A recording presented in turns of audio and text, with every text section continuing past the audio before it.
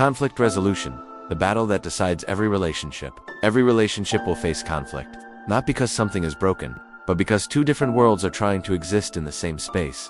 The real question isn't whether you'll argue, it's whether your conflict becomes a bridge or a battlefield. Welcome to the Human Code. Today, we're decoding the hidden psychology of conflict resolution. Imagine two tectonic plates beneath the Earth's surface. They constantly push against each other. Sometimes they create earthquakes, other times they create mountains.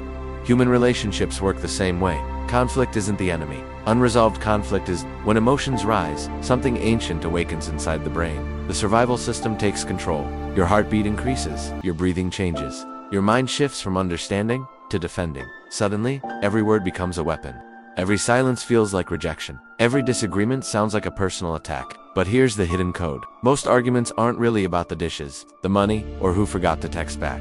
They're about invisible needs. I want to feel heard. I want to feel respected. I want to know that I matter. Behind every loud voice is often an unheard emotion. The strongest people aren't those who always win arguments. They're the ones who know when to stop fighting and start listening, because listening doesn't mean surrender. It means creating space for truth. Real conflict resolution begins when we stop asking, how do I prove I'm right? And start asking, what are we both trying to protect? Sometimes it's pride, sometimes it's fear, sometimes it's love that's simply struggling to find the right words.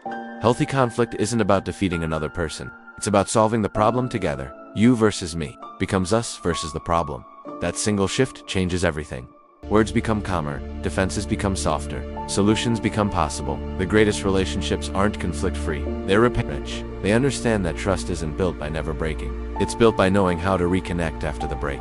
An apology isn't weakness, forgiveness isn't defeat, and compromise isn't losing. They are the architecture of lasting human connection.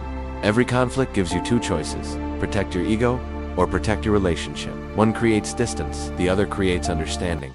The next time conflict knocks on your door, don't ask, who wins? Ask, what can we build from this? Because every conversation is writing the future of your relationships, and the greatest victory isn't winning the argument. It's keeping the connection alive. That is the human code.